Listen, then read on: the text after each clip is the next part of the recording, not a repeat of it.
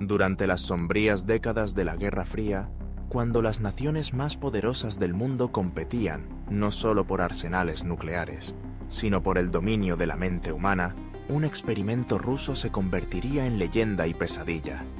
En los interminables paisajes de la antigua Unión Soviética, allá por mediados de los años 40, se gestó una operación tan secreta que ni siquiera los altos mandos conocían todos sus detalles.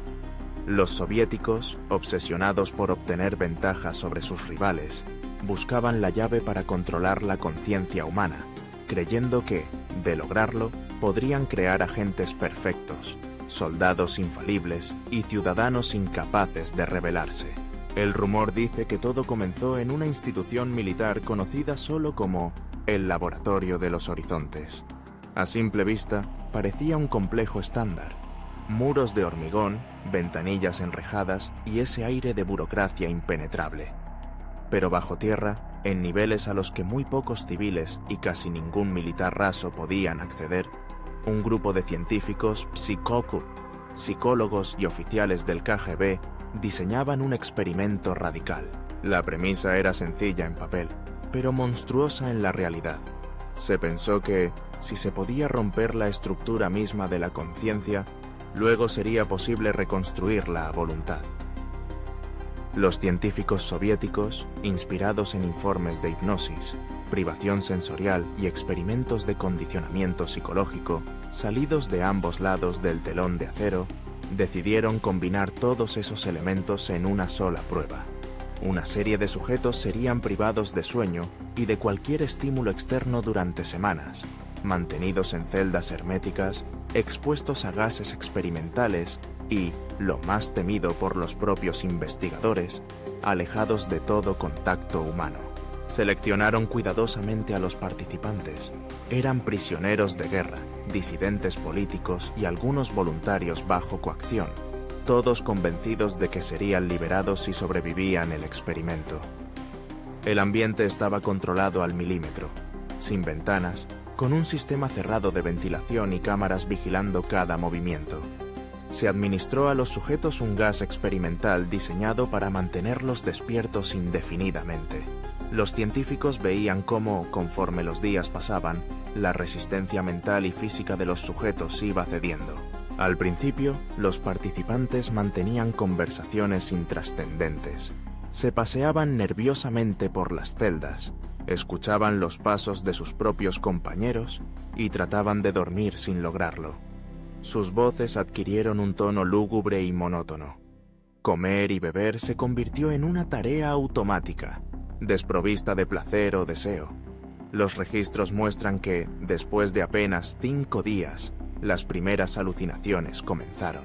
Uno de ellos, un exsoldado capturado en Ucrania, afirmaba oír la voz de su madre detrás de los muros, susurrándole secretos privados.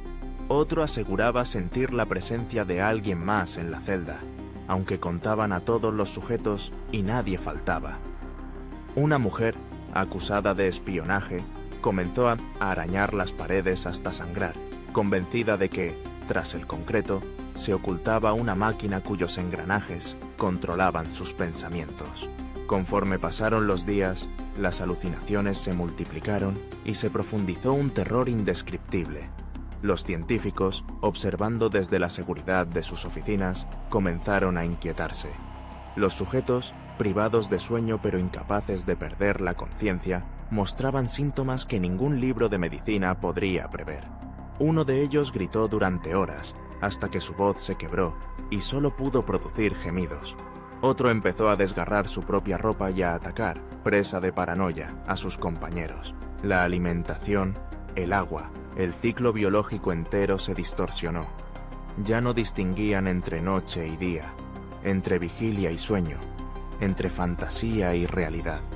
Sus relatos, documentados en diarios y grabaciones, revelaron que todos compartían un sentimiento común de ser observados por algo externo, aunque no podían identificar de qué se trataba. Muy pronto, la situación se tornó insostenible. Sin embargo, los altos mandos exigieron continuar, convencidos de que estaban a punto de descubrir la clave definitiva de la mente. El día 15 fue el umbral de lo imposible. se escucharon gritos tan desgarradores que los soldados que vigilaban las cámaras se negaban a seguir mirando. Uno de los sujetos murió de un infarto, probablemente provocado por el terror. Los demás se automutilaron, arrancándose trozos de carne para sentirse reales, según relataron después. Intentaron sabotear el sistema de ventilación. Algunos, en un acto desesperado por escapar de la tortura, trataron de provocarse una sobredosis de cualquier sustancia disponible, sin éxito. La frontera entre lo físico y lo mental desapareció por completo. Los científicos, horrorizados, intentaron concluir el experimento, pero ya era demasiado tarde. 2 sujetos sobrevivientes se negaron a salir de sus celdas, mordieron y atacaron a sus rescatistas, convencidos de que afuera los esperaba algo peor. Uno murmuró palabras en un idioma irreconocible. El otro, preguntado por qué no quería dormir, respondió con una frase que heló la sangre de todos los presentes. El sueño somos nosotros, y si dormimos, él despierta. Lo increíble es que los registros de este experimento aún permanecen bajo clasificación máxima. Ni siquiera las filtraciones más atrevidas han sido capaces de revelar la identidad de los participantes, ni la composición exacta del gas, ni el verdadero motivo detrás del proyecto. Solo han trascendido fragmentos, algunos diarios, grabaciones de audio interrumpidas por gritos y crujidos metálicos, partes médicas que describen lesiones sin precedente. A raíz del experimento, al menos 3 de los científicos principales sufrieron crisis nerviosas. Uno desapareció sin dejar rastro. Se sospecha que fue eliminado por el propio sistema soviético, temeroso de que compartiera demasiado. Los altos mandos, al comprobar la naturaleza y magnitud del desastre, decidieron archivar todos los documentos, sellar las instalaciones y dispersar al equipo. Nadie volvió a hablar oficialmente de lo ocurrido. Desde entonces, las leyendas urbanas y las teorías abundan. Se especula que el experimento podría haber servido como base para posteriores estudios sobre el lavado de cerebro, la hipnosis colectiva e incluso la manipulación de la percepción del dolor y la realidad en contextos militares. Algunos afirman que una versión más sofisticada de este experimento tuvo lugar en otros países, en laboratorios ocultos, aplicando lo aprendido en operaciones encubiertas. No obstante, lo más inquietante no es la magnitud de la brutalidad científica, sino la pregunta fundamental: ¿qué descubrieron realmente? Los informes más secretos hablan de episodios colectivos de locura, de comportamientos inexplicables que apuntan a zonas ocultas de la mente humana más allá de cualquier alcance psiquiátrico. Los sobrevivientes, si es que alguno quedó vivo, jamás volvieron a la vida normal. Y, si escuchas los susurros de pasillo entre antiguos empleados del sector militar, aseguran que algunos de los involucrados aún tienen pesadillas donde el experimento nunca termina. Otra hipótesis, aún más aterradora, ha surgido en años recientes, una teoría aún más inquietante. Hay quienes creen que el experimento formaba parte de un intento deliberado para abrir puertas a otra dimensión de la conciencia. Los soviéticos, obsesionados con el control, habrían tratado de descubrir si era posible separar la psique humana del cuerpo de manera artificial. En este escenario, los sujetos no solo enloquecieron por el insomnio, sino que cruzaron un umbral invisible hacia otro plano. Un antiguo funcionario, exiliado en Occidente, relató en sus memorias que uno de los sobrevivientes hablaba de voces y paisajes que ningún ser humano debería ver, de ciudades de silencio y entidades hambrientas esperando en la oscuridad. Según él, el terror de dormir no era instintivo, sino una reacción a lo que los sujetos veían más allá de los límites de su mente. Aunque esta hipótesis suene fantasiosa, el hecho es que el régimen soviético temía tanto al resultado que decretó la destrucción de toda la información. No obstante, una sombra quedó en el inconsciente colectivo. ¿Y si la conciencia, al ser despojada de sus anclas, se convierte en algo más, en algo desconocido e incontrolable? Cicatrices que perduran hasta hoy.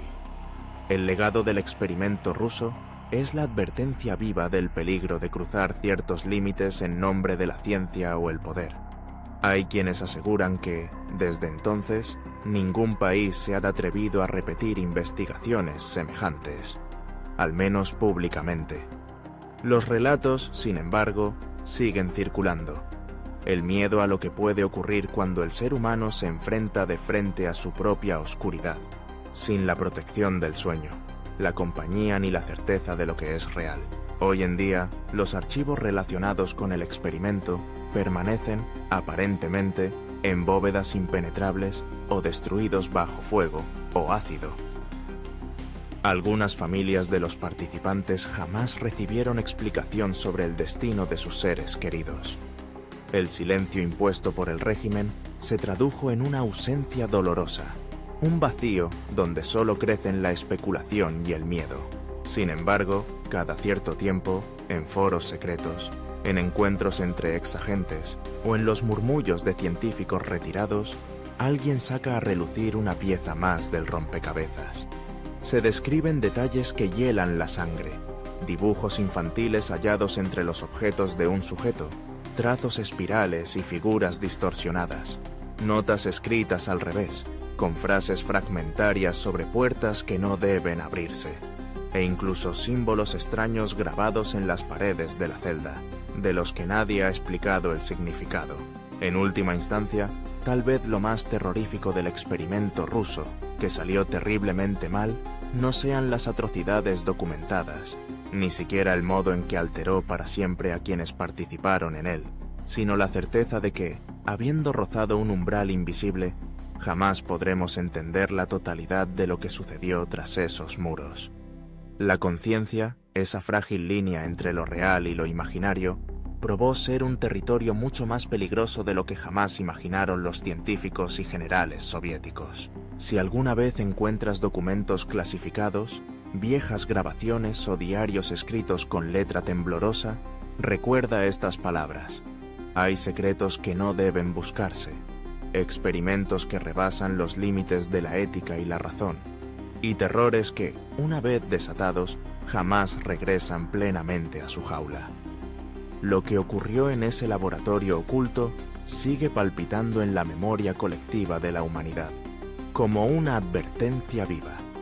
Porque, cuando se trata de la mente humana, los peores horrores siempre acechan cuando tratamos de dominar lo indomable. Y a veces, al mirar demasiado profundo en el abismo, empezamos a comprender que ese abismo también nos está mirando a nosotros.